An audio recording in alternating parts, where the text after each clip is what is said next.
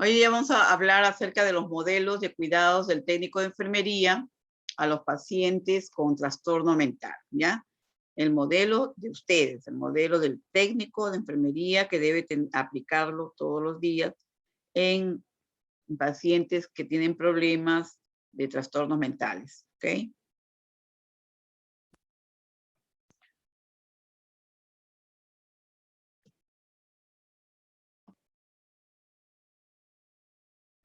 Bien, aquí tenemos algunas definiciones que nos van a ayudar mucho en una guía, ¿ya? Aquí vamos a ver, por ejemplo, que las personas con enfermedad mental grave y duradera, como ustedes van a ver unas siglas, EMGD, constituyen ya un grupo, un colectivo altamente necesitado de ayuda, es decir, personas que tienen problemas de salud mental muy grave y duradera, o sea, de por vida, ¿no?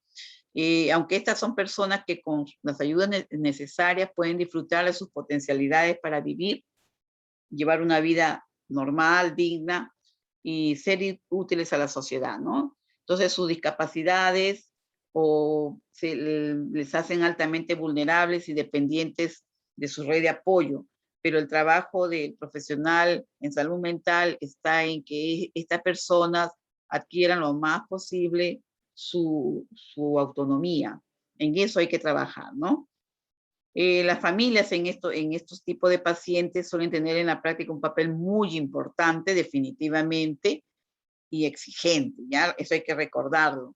La familia de este tipo de paciente son muy exigentes y por lo que debe ser muy especialmente tomada en consideración todo a la hora de planear, por ejemplo, las ayudas y las intervenciones que ustedes quieran aplicar con su familiar, o sea, con el familiar enfermo, ¿no? O sea, de la familia del paciente que tiene problemas de salud mental.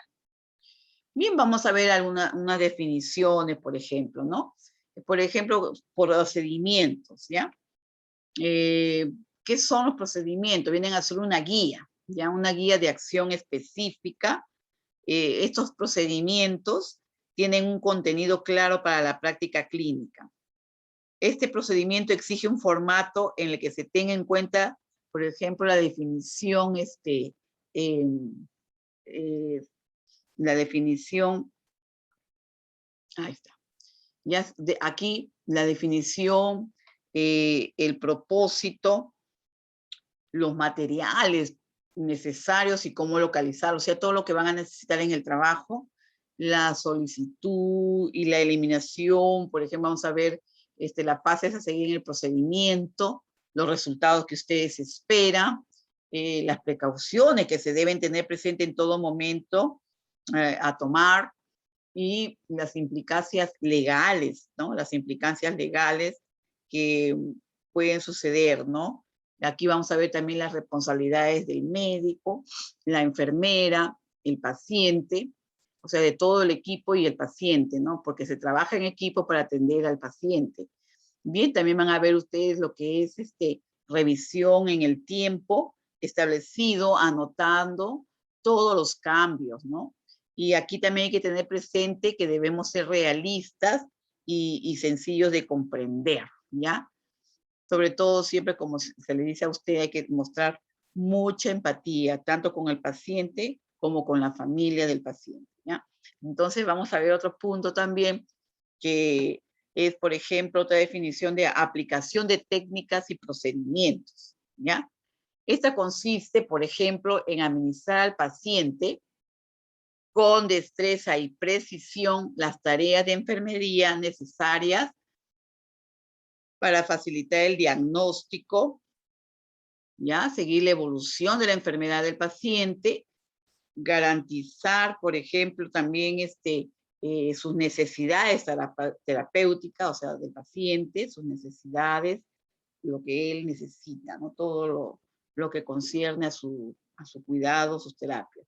Y bueno, protocolo, que significa aquí establecer una metodología que sirve como norma o guía para abordar un proceso, ¿ya? Para abordar un proceso. El protocolo está en relación con el tipo de proceso operativo que tomemos de referencia. Ya aquí a través de este proceso se trata de ordenar las decisiones clínicas y va a constituir la herramienta que se va a aplicar a la toma de decisiones, ¿ya? O sea, toma de decisiones clínicas para el diseño de una ruta asistencial, sin olvidar que un protocolo es un documento de consenso, ¿ya? Un protocolo es un documento de consenso para la organización de enfermería, ¿no?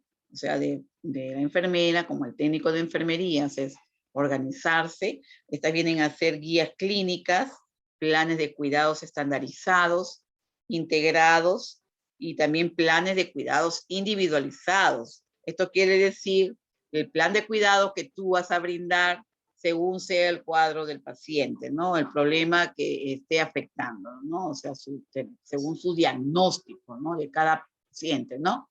Bien, ahora vamos a ver también otros puntos interesantes en este tema a tratar, que vamos a ver, por ejemplo, la definición, ¿no? De lo que significa enfermedad mental grave y duradera. Lo vamos a ver como unas siglas EMGD, ¿ya? Esta aquí vamos a considerarla, ¿no? A las personas con enfermedad mental grave y duradera, aquí constituyen un colectivo muy amplio, altamente necesitado de ayuda, ¿ya? Con las ayudas necesarias puede disfrutar de sus potencialidades para vivir una vida digna y ser útiles a la sociedad. Es decir, aquí estamos hablando de personas que necesitan de constante apoyo de parte de los profesionales o del equipo de salud, ¿ya? Para que estas personas puedan disfrutar de sus potencialidades para vivir una vida digna. En realidad todos trabajamos para eso, ¿no? Y ser útiles a la sociedad.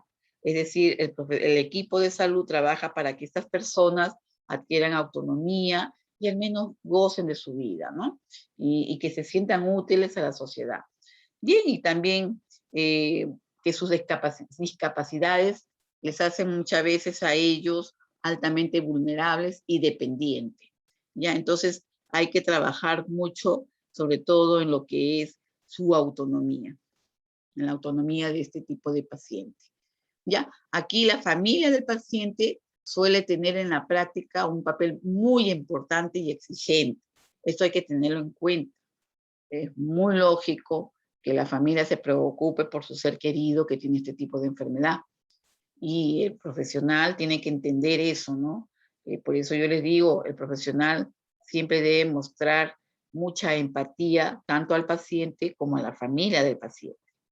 Aquí debe ser muy especialmente tomada en consideración a la hora de planear las ayudas y las intervenciones. Es decir, a la familia hay que tenerla presente en el momento de que se planeen todas las ayudas e intervenciones hacia la atención del paciente. Bien, entonces aquí vamos a hablar, por ejemplo, esta EMGD, por ejemplo, ahí lo van a ver ustedes, se consideran aquí incluidas en este grupo de enfermedades con EMGD, enfermedad mental grave duradera, a aquellas personas que padecen síntomas de psicosis funcional, por ejemplo, ¿no? Típicamente diagnosticadas como esquizofrenia, trastorno bipolar y también otras enfermedades. Lógicamente, como consecuencia de sus enfermedades, padecen discapacidades persistentes, ¿no? Entonces, por ese mismo proceso. Entonces, estas causas de la enfermedad mental grave y duradera, vamos a ver que esta EMGD o enfermedad mental grave duradera es un constructo donde se agrupa a personas con parecidas dificultades funcionales y que vienen a ser un resultado de un grupo complejo de factores interrelacionados, ¿no? Donde, por ejemplo, podemos separar factores biológicos, ¿ya? De manera no completamente aclarada. Se reconoce aquí la influencia posible también de factores genéticos, infecciosos, traumáticos o tóxicos, ¿ya? Entonces, también otro punto importante, que se puede determinar también son factores psicológicos. Aquí se admite también la importancia de este tipo de factores personales en el curso y evolución de la enfermedad, ¿no? Por ejemplo, descritos, por ejemplo, como la capacidad de afrontamiento de los síntomas, ¿ya? Y el punto C nos habla de factores sociales, ¿no? Hay estudios que sugieren que factores relacionados con la crianza de la persona afectada pueden tener influencia en la expresividad de factores de riesgo, ¿no? Por ejemplo, de determinados factores de riesgos genéticos, ¿ya? Se ha comprobado que otros factores con el tipo de relación familiar se deben suponer, se les brinda el soporte social y condicionan, lógicamente, su evolución. Bien. Entonces, ahí está. Restricciones, aquí vamos a ver ciertas restricciones para la actividad en las personas con enfermedad mental grave duradera, como consecuencia, por ejemplo, de los síntomas básicos de la enfermedad que ellos estén presentando. Estas personas afrontan dificultades en su funcionamiento normal en la sociedad, ¿no? En varias áreas de su vida. Entonces, por ejemplo, vamos a ver que en su autocuidado, por ejemplo, ¿no? En el cuidado de sus hábitos de vida, como tenemos nosotros la higiene, el vestuario y otros factores o elementos que afectan a la salud y a su imagen social, ¿ya? Entonces, también tenemos otro punto importante que viene a ser la autonomía personal, ¿ya? Esto quiere decir la capacidad de la persona, o sea, de este paciente, de gestionar adecuadamente, por ejemplo, el dinero, ¿no? De administrarlo, de llevar una vivienda, ¿no? Una casa, de la alimentación y otras actividades de la vida cotidiana, ¿no? Que normalmente nosotros la llevamos. Entonces, también ver el punto C, que es a través de lo que se refiere al control de la conducta, ¿no? Por ejemplo, en situaciones de estrés social o en relación con sus síntomas y que pueden comportarse de manera socialmente inapropiada o extraña. Entonces, es por el mismo proceso que ellos viven por su enfermedad. Bien, otro punto que tenemos muy interesante también, la capacidad de tener iniciativas y motivaciones, ¿no? Por ejemplo, a ellos les es difícil construir y desarrollar un proyecto vital viable. Encuentran dificultades para su implicación en los proyectos colectivos, ¿ya?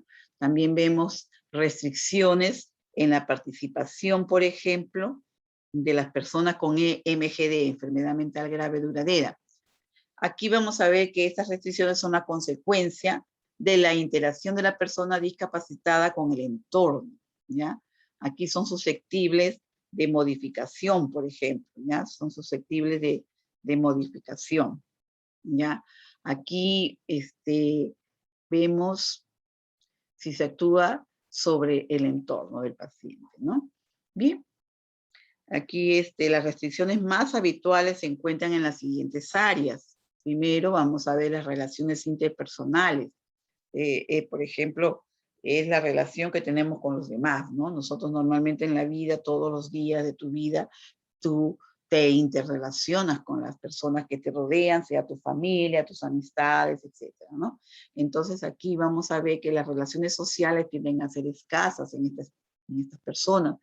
Su red social es pobre y especialmente en los momentos en que sus síntomas son más activos. Corren el riesgo de caer en situaciones de derivación social y aislamiento, ¿no? Vamos a ver también acceso a servicios sanitarios, sociales, de atención al ciudadano, debido a razones varias, ¿no? Por ejemplo, su dificultad en la relación social, por ejemplo, tratamientos poco motivadores, falta de conciencia de enfermedad y desconocimiento de la enfermedad. Otro punto, vamos a ver, por ejemplo, dificultades para gestionar su tiempo libre, ¿no? Todas las personas normalmente disfrutamos de un momento de ocio, en la cual nosotros, nos relajamos, nos regalamos algo, ¿no? Por ejemplo, tú disfrutas escuchando música o viendo una bonita película o tal vez leyendo un libro, en fin, o sea, salir a caminar, en fin. Entonces, esos son los momentos de tiempo libre que tú disfrutas. Tú los puedes gestionar.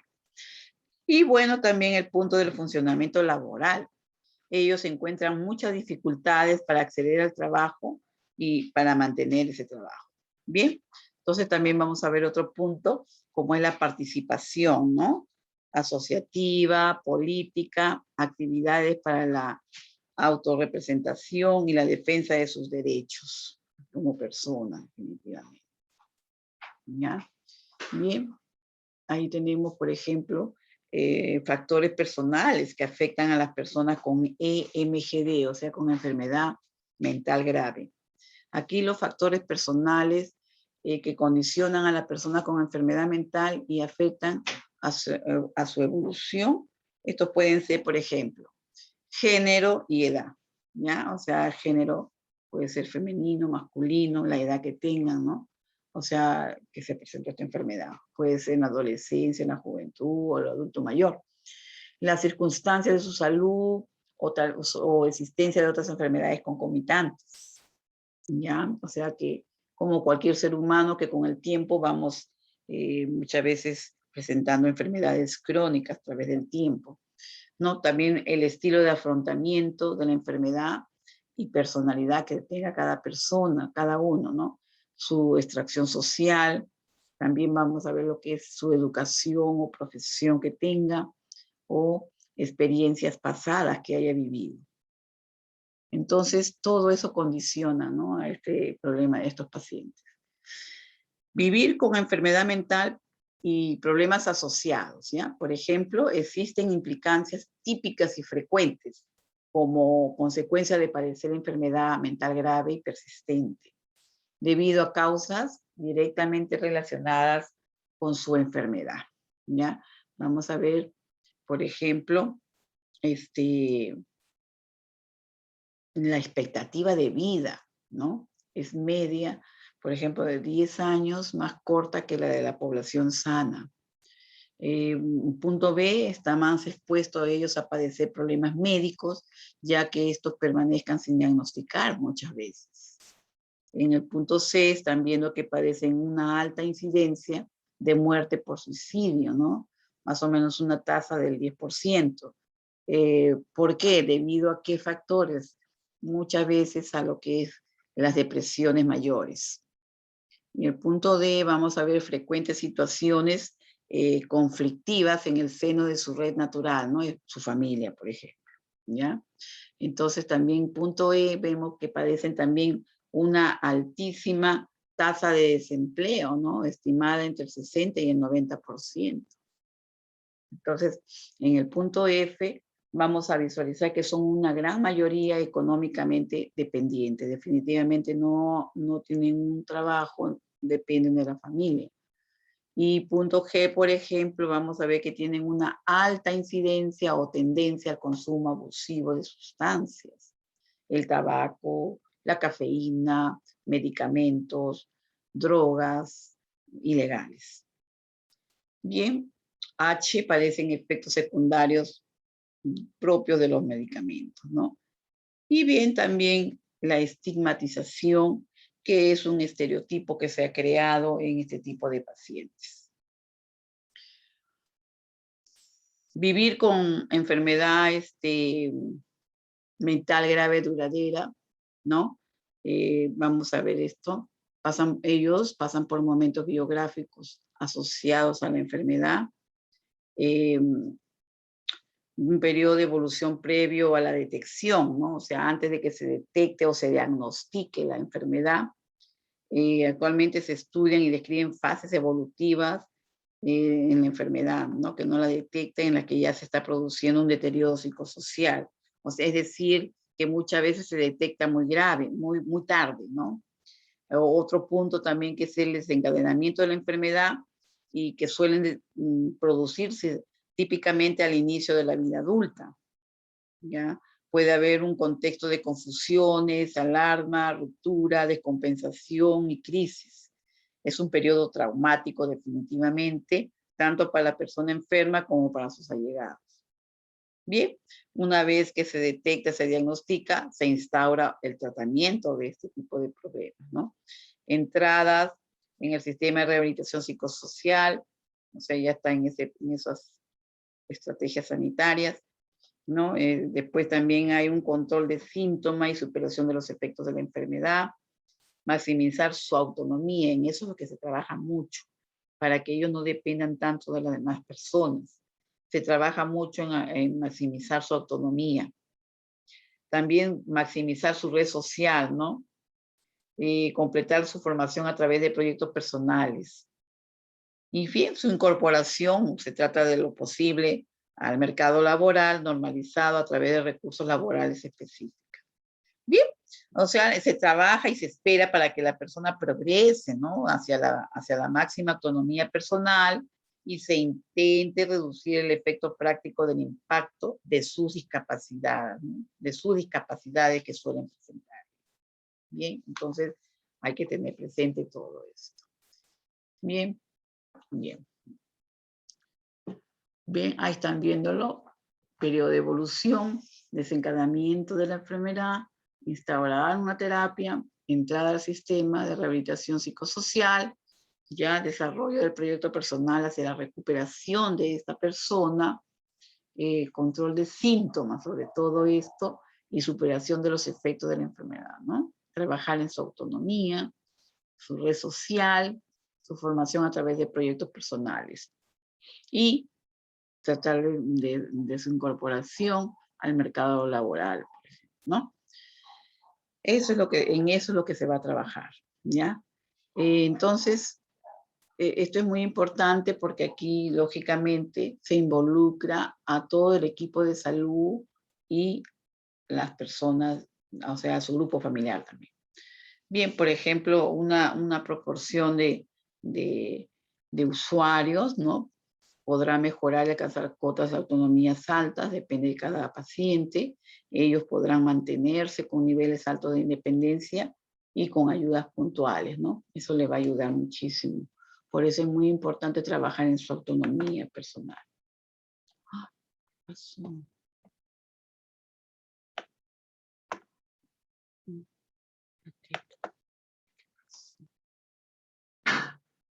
Uh-huh.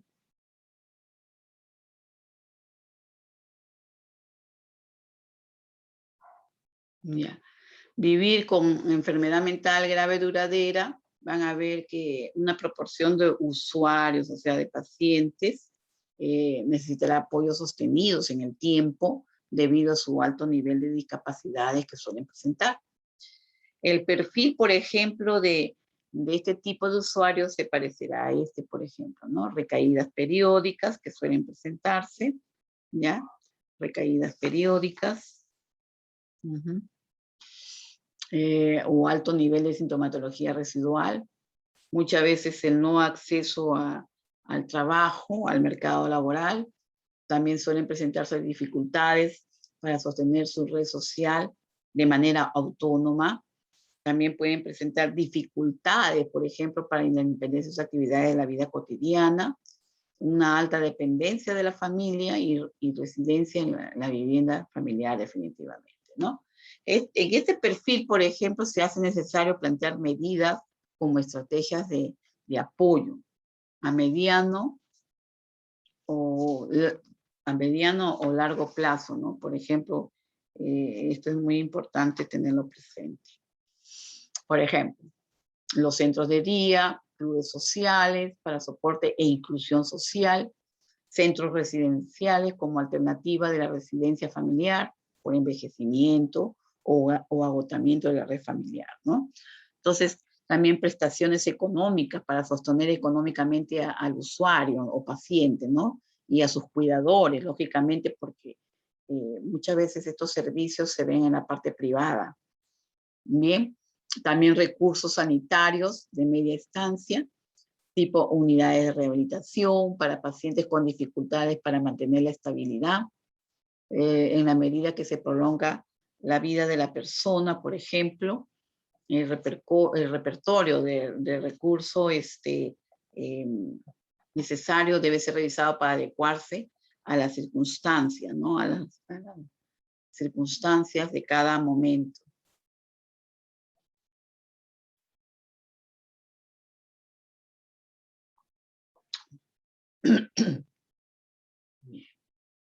¿Cuáles son sus necesidades de las personas con enfermedad mental grave duradera?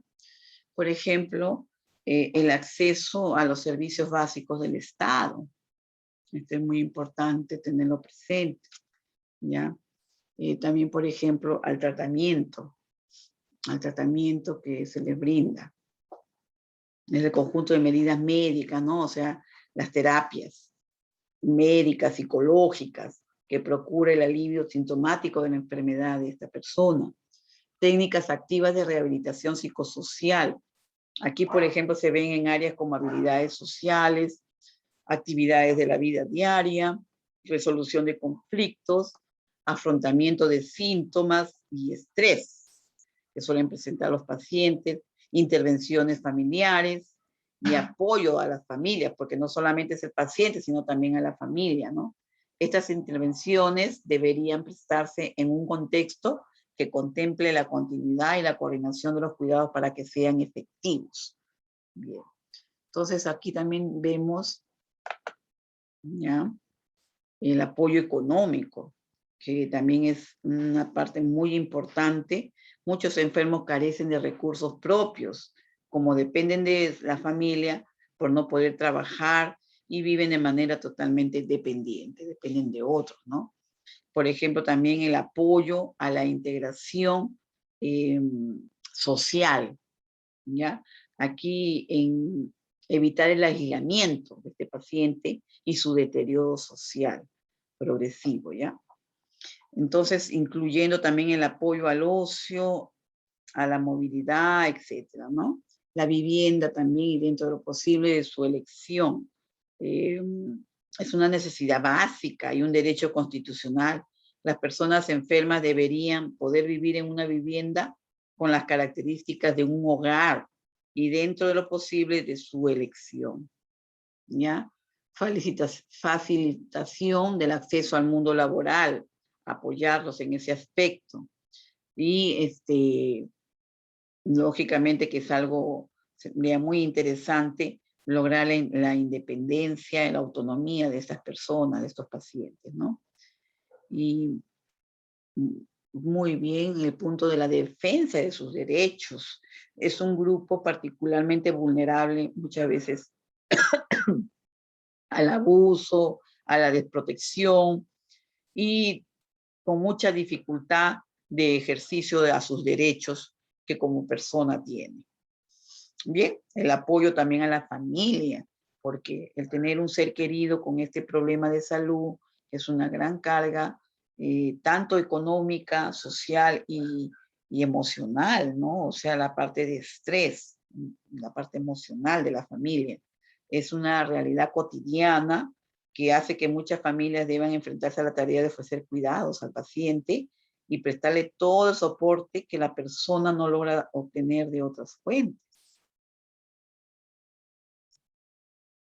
Aquí vamos a ver el rol del técnico de enfermería en salud mental. Bien, aquí viene la parte de ustedes, ¿no?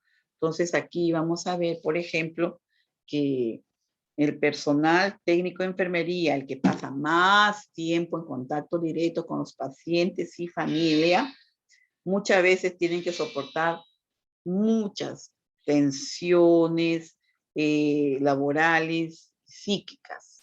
Entonces, eh, es muy recomendable que actualicen sus conocimientos, es decir, que se estén capacitando frecuentemente, ya sea por estudios o consultando a médicos, enfermeros especializados en salud mental. Es muy importante que se estén capacitando constantemente. Ya los profesionales de la salud tienen que estarse capacitando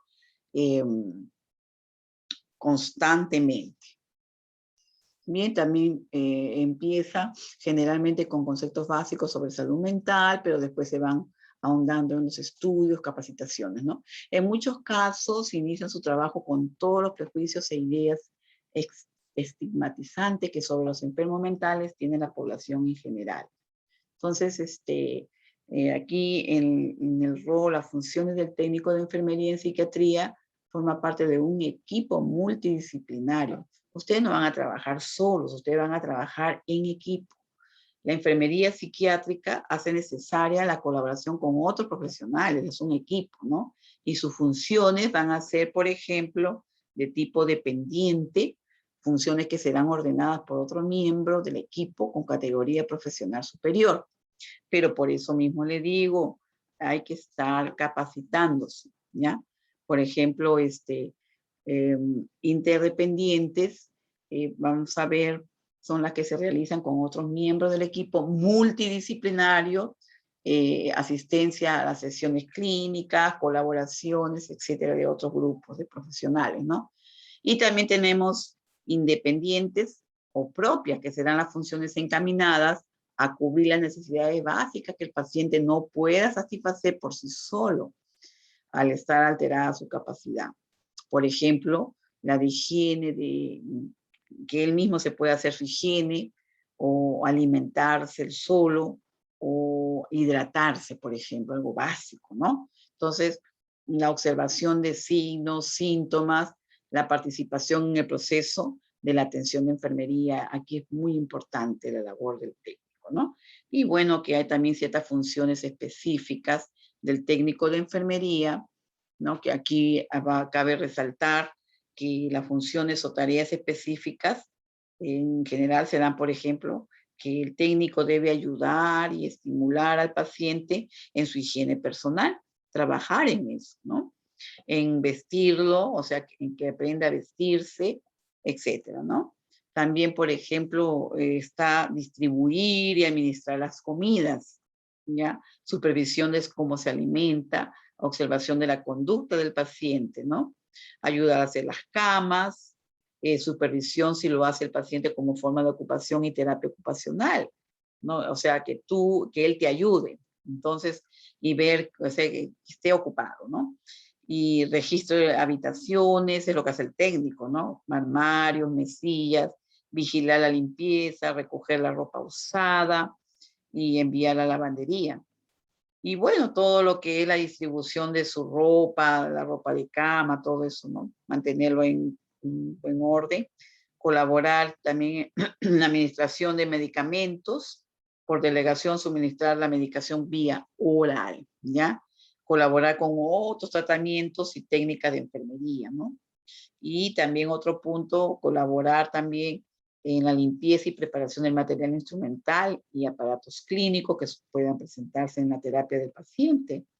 También la recogida de muestras de eliminación y pruebas para el laboratorio que no sean invasivas, ¿ya? O sea, si el paciente le están haciendo algún estudio de algún proceso, de alguna enfermedad, tomar las muestras indicadas que deje el médico. Acompañar al paciente en consulta intra y extrahospitalaria, no lo podemos dejar solo.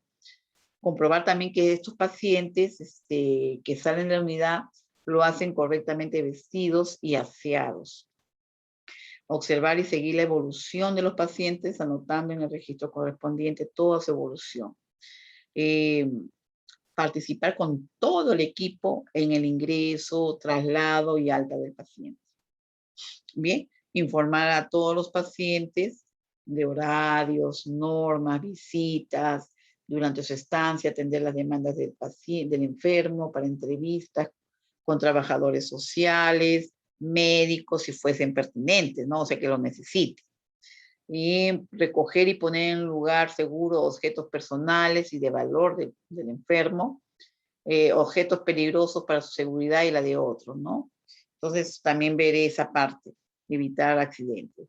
Presentar al paciente a los componentes de la unidad, o sea, todo el equipo, orientarle en la unidad, enseñarle cómo es su habitación, dónde es el baño, cómo son las salas, etcétera, ¿no? Convertir en relaciones terapéuticas el conjunto de relaciones personales con el paciente. O sea, eso lo va a ayudar muchísimo a que se adapte, integrarse al equipo terapéutico y coordinar, trabajar en los objetivos. Estimular también al paciente a que participe en actividades de rehabilitación, ocio y entretenimiento. Esto es muy importante. Y esto se hace como que es una terapia ocupacional. Eso es bueno. Observará también el profesional debe observar cualquier conducta inadaptada poniendo remedio. O sea, hay que estar al tanto al cambio que puedan presentar los pacientes, ¿ya? Tú también controlarás las visitas, llamadas, anotándolas en un libro de registro de incidencias o historia del paciente. Esto también es muy importante, ¿no? Y observar su comportamiento del mismo, ¿ya? Prevenir, ¿no? Prevención de crisis e intervención con técnica de sujeción bajo prescripción médica, ¿no? Para evitar lesiones del propio enfermo y demás miembros de la unidad. Esto es muy importante, ¿ya? Porque dentro del miembro del equipo médico, de los profesionales de la salud, estás tú, como técnico de enfermería. También tiene que existir una vigilancia estrecha individual por riesgo, ¿no? Como es el caso de trastornos afectivos, autolítico, por ejemplo, de que pueda suceder algo mientras está ahí bajo el cuidado del equipo de salud. Que cumplir obligatoriamente las órdenes y normas establecidas, escritas por el facultativo, para cada paciente. Ese es el trabajo del profesional. Entonces, anotación de las incidencias que suelen presentarse durante el turno de trabajo, ¿no? Si tú ves que es algo que está sucediendo, hay que anotarlo, informarlo, ¿ya? Esto es muy importante. Si el paciente está presentando conductas inadecuadas o algo que te llame la atención, que no hacía, anótalo, ¿ya?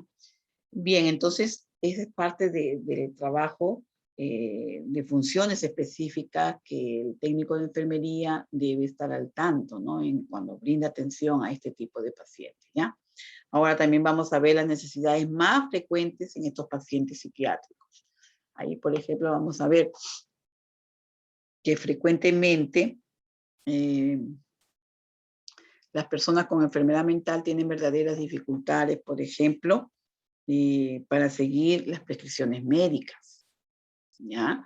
Por ejemplo, o sea, ¿a qué hora va a tomar sus pastillas? Lógicamente, los cuidados de enfermería. Si al paciente le dan de alta y está estable, tiene que preparar al familiar más cercano al paciente para que pueda brindarle la terapia indicada, ¿no? Los cuidados de enfermería, la asistencia a citas programadas para que sea de control.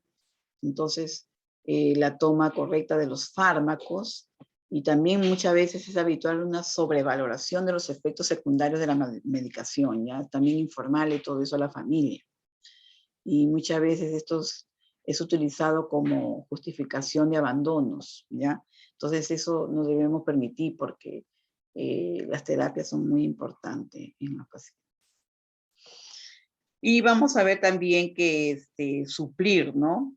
Suplir las necesidades de apoyo para establecer balances positivos, aún contando con problemas que supone la necesidad de tomar medicación por largos periodos e incluso de por vida. Porque todos sabemos que este tipo de enfermedades no tienen cura, solo tienen tratamiento, ¿no? Bien, en muchas ocasiones los pacientes se desinteresan por su propia salud y no acuden cuando corresponde a su centro de atención primaria. Entonces, incluso en situaciones comunes, no se cuidan adecuadamente, entendiendo en muchos casos estas situaciones de manera distorsionada. Por eso es muy importante que este paciente suele ir acompañado de un familiar al centro hospitalario o al centro de salud y darle también las indicaciones claras al familiar para que pueda administrar adecuadamente sus terapias a su familiar. Bien, es común también la presencia de hábitos poco saludables, por ejemplo, como el consumo de tóxicos, alcohol, tabaco. En ocasiones presentan falta de interés, ¿no?, en conductas preventivas que los hace muy vulnerables a accidentes y problemas de salud, ¿ya? También vamos a ver que habitualmente hay una falta de conocimiento en relación con su enfermedad. Dificultades también que tienen ellos para identificar elementos prodrómicos y pedir ayuda. Elemento prodrómico significa que muchas veces saber significa que es bueno que el paciente, ¿no?, reconozca cuándo se va a producir una crisis, porque ellos sienten los cambios, ¿ya? Es, por ejemplo, cuando un paciente que tiene epilepsia, estoy poniendo un ejemplo, ¿ya? Un paciente que tiene epilepsia, él sabe cuándo siente que ya vienen las convulsiones, ¿me entiende? O sea, él se acomoda para no lastimarse, no dañarse, y de tal manera que cuando llega la convulsión o se presenta la convulsión, él no se lastima, ¿no?, físicamente. Entonces, eso se le llama elementos prodrómicos que ellos ya están sintiendo. Los pacientes migrañosos también tienen su fase prodrómica. Ellos, por ejemplo, sienten como unos dolores, primero sonidos, como que algo les comprime el cráneo.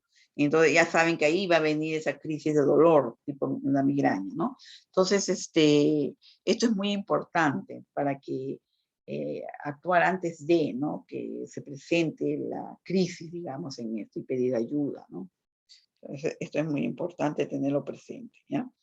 Bien, aquí vamos a ver también que las necesidades más frecuentes, eh,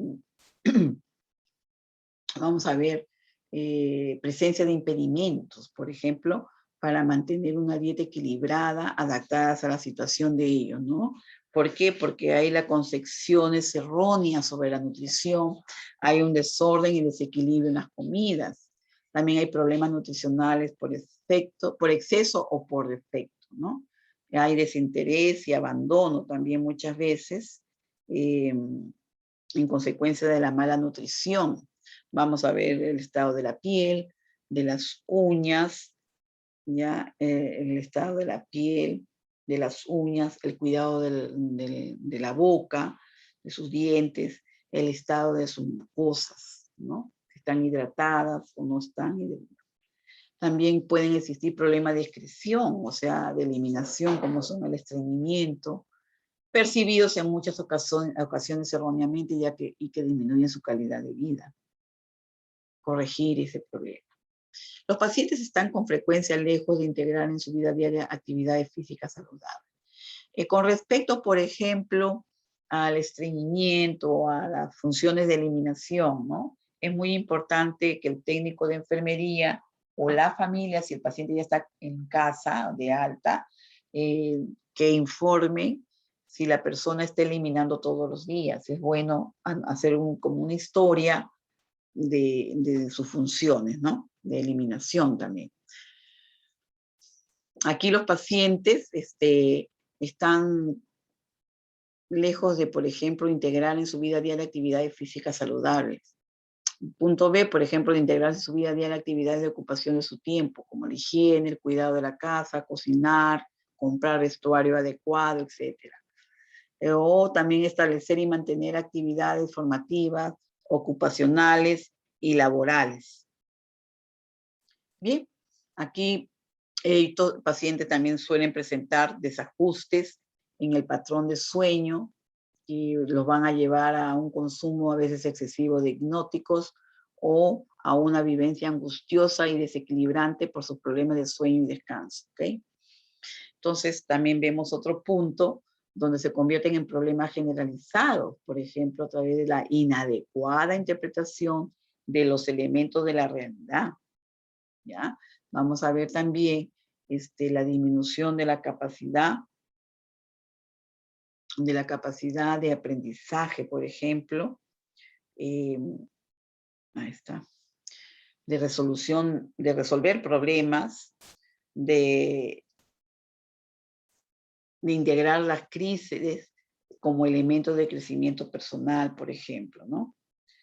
Y bueno, de integrar también directamente problemas de los sentidos. Ahí todo eso suele presentarse, ¿no?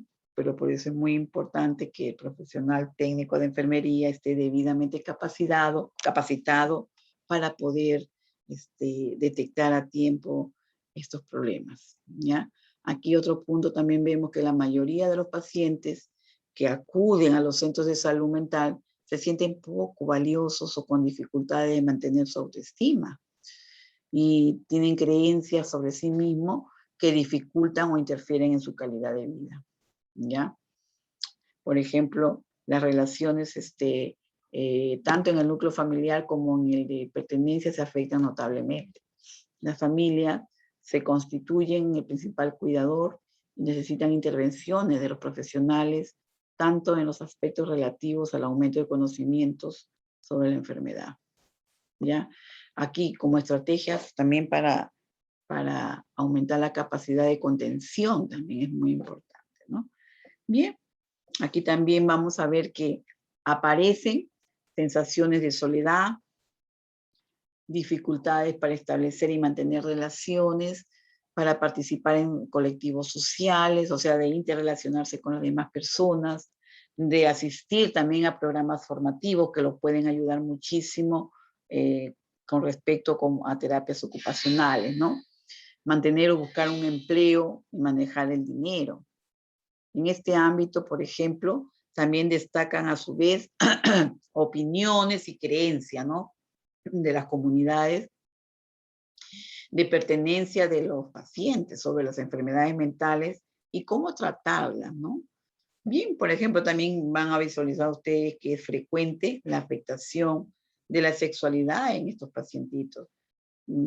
Pocos recursos también que suelen presentar para afrontar situaciones estresantes de la vida cotidiana y lógicamente que poseen escasas habilidades sociales, ¿ya?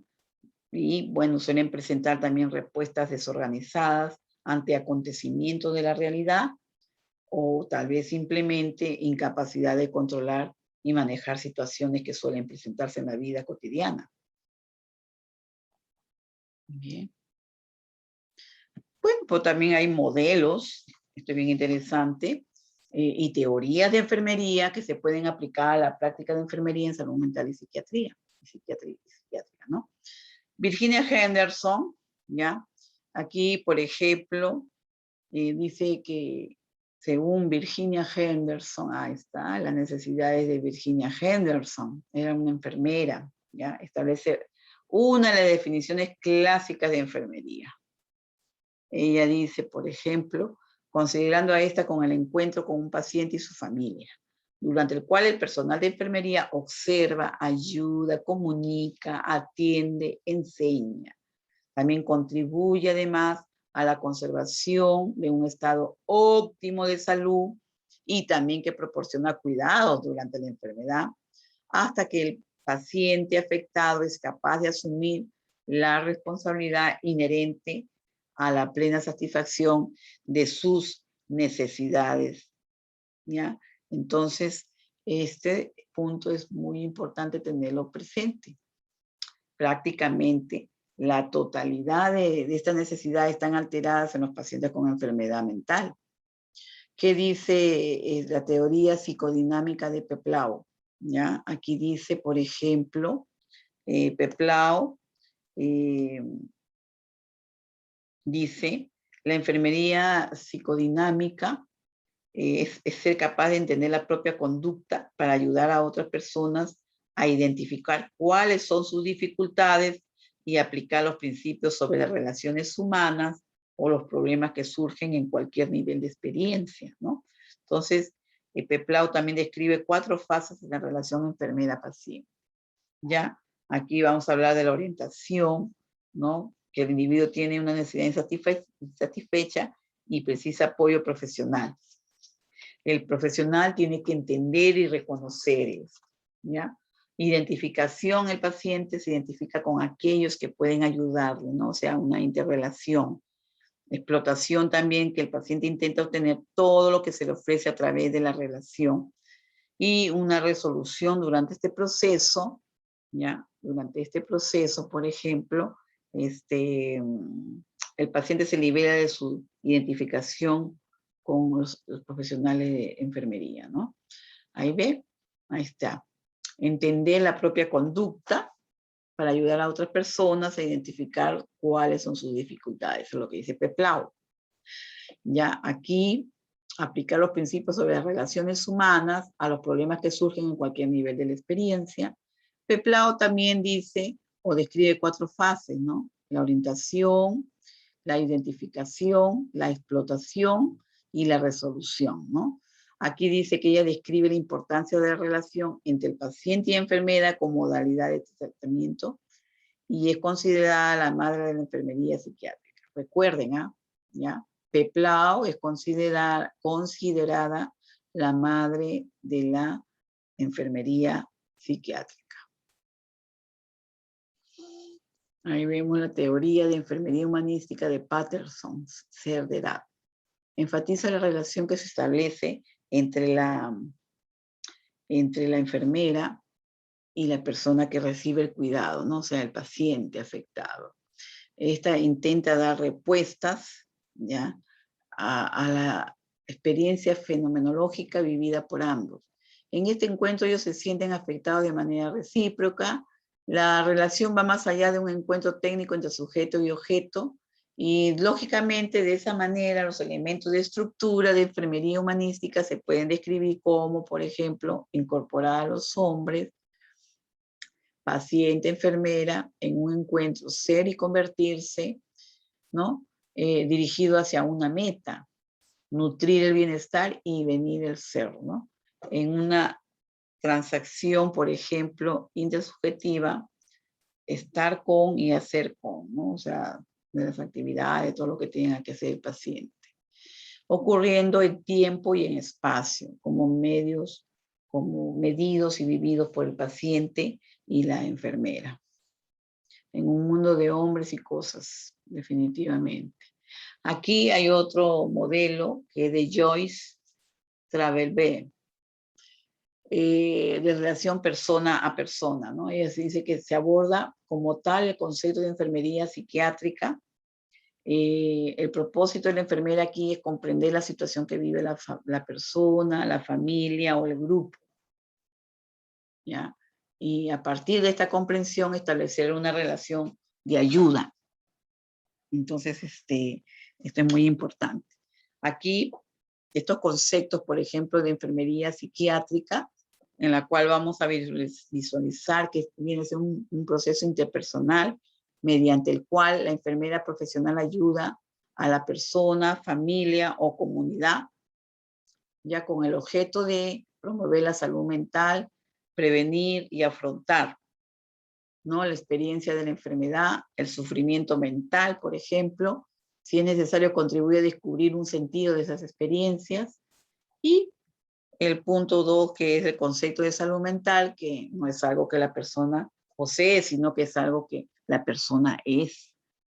Travelberg propone algunas actitudes que para ella son, por ejemplo, las capacidades humanas universales, ¿no?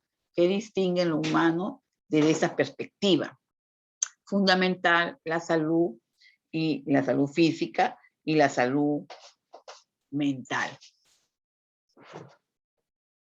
Por ejemplo, la actitud para amar, la capacidad para enfrentar la realidad, para descubrir un propósito, sentido en la vida. Bien, la relación, por ejemplo, enfermera-paciente se establece después de 4 fases que se enlazan, ¿no? Ahí vas a ver el encuentro original, por ejemplo, y vamos a ver también identidades emergentes, la empatía que siempre hemos hablado, la simpatía también. Entonces, todas ellas culminan en el report o el establecimiento de la relación, ¿no? Bien, ahí vamos a ver también, por ejemplo, el modelo de Joyce también habla del encuentro original, por ejemplo,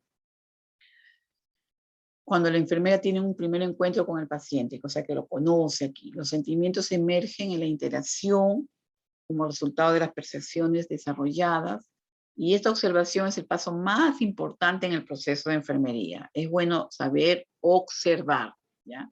Observar. Estas percepciones son importantes porque lo que se ve y se deduce sobre el otro, ¿ok?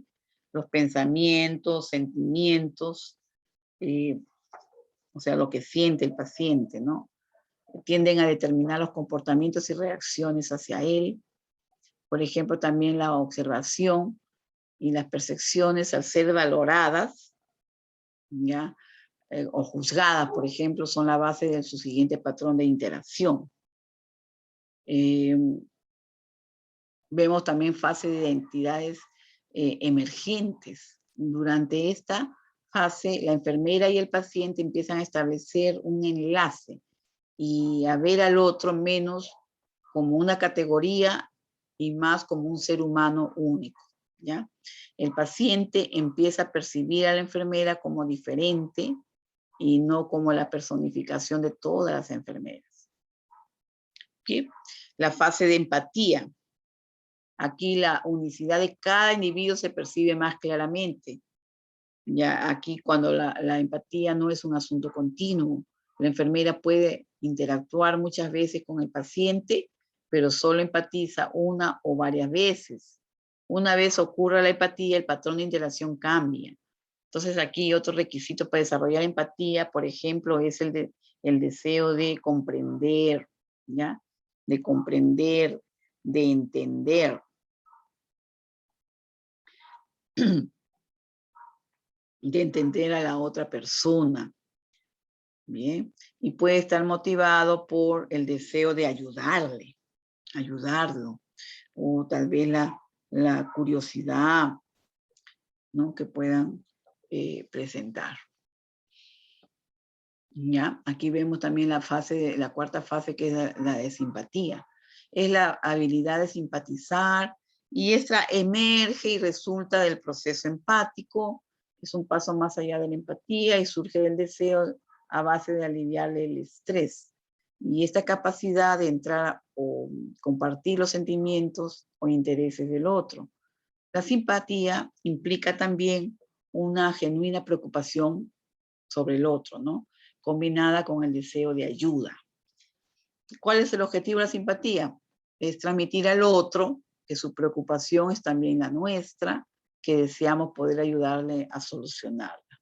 Bien, entonces ustedes van a ver que la empatía y la simpatía requieren una apertura perceptual, ¿no? A la experiencia, a la libertad mental, que permitan hacer uso de la experiencia personal para entender y apreciar la experiencia de otros, de los otros.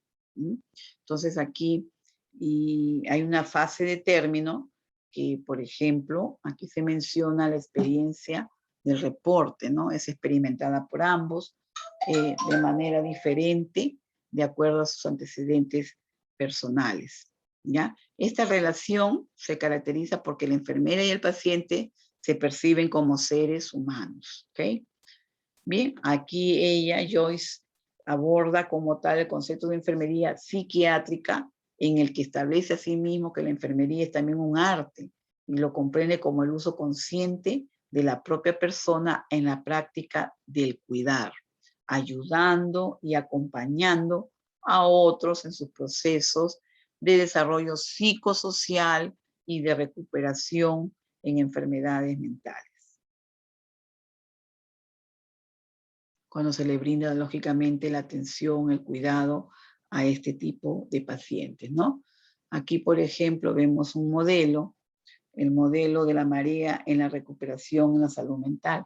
Esto lo dice Phil Baker, ¿no? Aquí lo están viendo en su foto, miren su barbota que tiene, ¿no?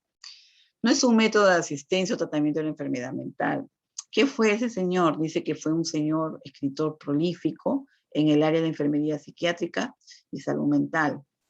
El modelo de la marea de la recuperación en salud mental. A ver, vamos a ver. Este modelo es una visión específica del mundo que ayuda a la enfermera o enfermero a empezar a comprender qué puede significar la salud mental para una persona en concreto. Cómo se puede ayudar a la persona para definir y empezar el complejo y exigente viaje a la recuperación. Es clave la exploración de las posibilidades de relaciones colaboradoras genuinas, ¿no? La relación personal, por ejemplo,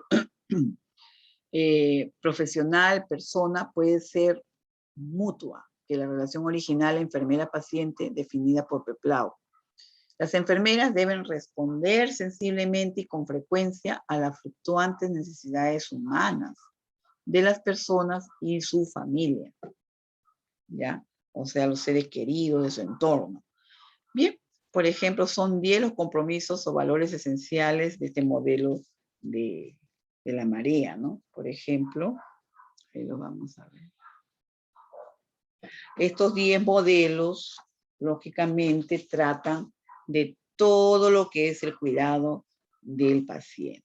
Valorar la voz de la experiencia en el relato, respetar el lenguaje, que no hay necesidad de colonizar la historia de la persona afectada, desarrollar su curiosidad por comprender mejor los datos, llegar a ser el aprendiz, ¿no?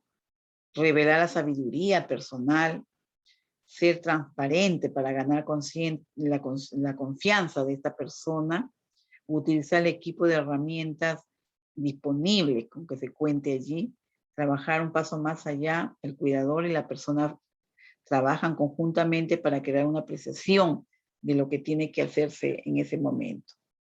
Dar el don del tiempo, no hay nada más valioso que el tiempo que pasan juntos el cuidador y la persona.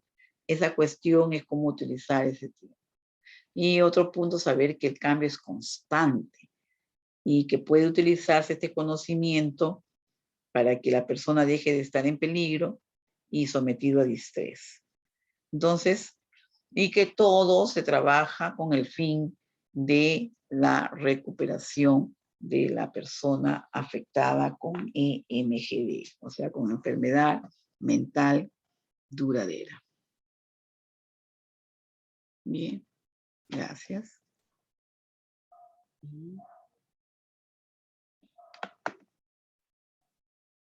Bien, entonces miren chicos, ese es el trabajo del técnico de enfermería con respecto al cuidado de pacientes con problemas de enfermedades mentales crónicas duraderas, ¿no? O sea, graves duraderas, o sea que no van a llevar toda la vida. Las enfermedades mentales tienen tratamiento, pero no tienen cura. Pero en lo posible, en todo este proceso, lo que se hace es ayudarlo a sobrellevar o poder enfrentar su situación y que trabajar sobre todo la enfermera, el técnico, es decir, todo el equipo profesional de la salud mental, con el paciente para que sea lo más autónomo e independiente. En eso se trabaja, porque eso es lo que se quiere, ¿no? Entonces, y lógicamente trabajando en conjunto o involucrando a la familia del paciente afectado para que ellos puedan también, una vez que el paciente es dado de alta en la familia, en la casa, llevar las terapias adecuadas, las indicaciones, etcétera. O sea, también capacitemos también a la familia en esto, ¿no? Ahora, si la familia decide llevar a su hogar el cuidado de un profesional, un técnico de enfermería, por ejemplo, entonces este técnico tiene que estar debidamente preparado para cualquier situación que pueda presentarse en el cuidado, ¿ya? Entonces, esto es muy importante para aquellos jóvenes que se quieran dedicar también al cuidado de pacientes con problemas de enfermedades mentales graves y duraderas, ¿ya? Entonces, a ver, yo creo si hay alguna pregunta que ustedes quieran hacer acerca de lo que hemos conversado. Cuando hemos hablado, por ejemplo, de las teorías de Virginia Henderson, de Peplau, ellas han sido enfermeras y que se dedicaron mucho al cuidado, ¿no? A la atención de pacientes que tenían, pacientes psiquiátricos, ¿no? Bien, entonces, es muy interesante esto porque las teorías de esas enfermeras han ayudado muchísimo con respecto a los cuidados de este tipo de pacientes. Bien, ¿alguna pregunta acerca de lo que hemos tratado? A ver.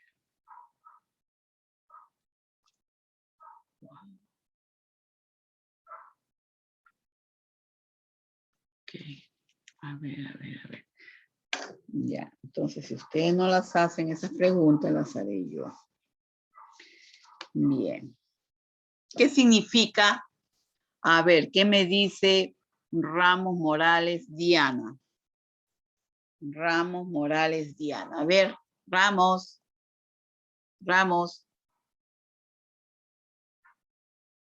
Mire, el que no esté atento tiene 5 puntos menos, ¿ya? Porque aquí no van a venir pues a ponerse ahí que están presentes y se van a, sabe Dios a dónde, ¿ya? Entonces, eso es lo que yo estoy tomando en cuenta. Ya, a ver, Ramos, Morales, ¿dónde estás? Ya, ok. Se desapareció, entonces no está presente, ok. Bien. A ver, Shirley, Cayoapasa.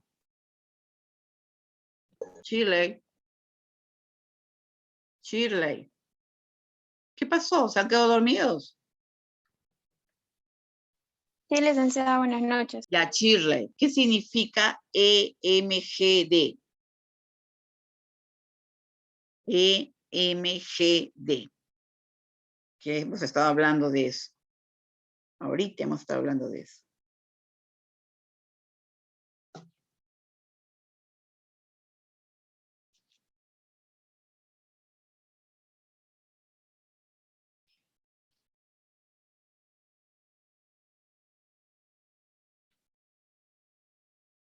Se olvidó. Ya. A ver qué dice Vilma Araujo. Buenas noches, licenciada. Hola. Significa enfermedad mental grave y Sí. duradera, creo. Muy bien. Muy bien. Enfermedad mental grave, duradera. Habíamos hablado de siglas, ¿no? Muy bien.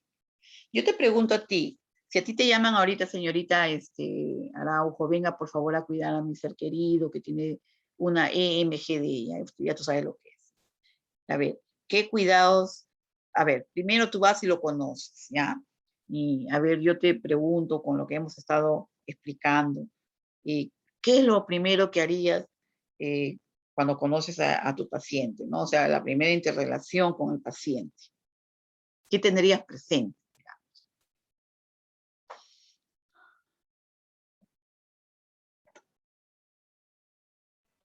Licenciada, disculpe, no le escuché una parte.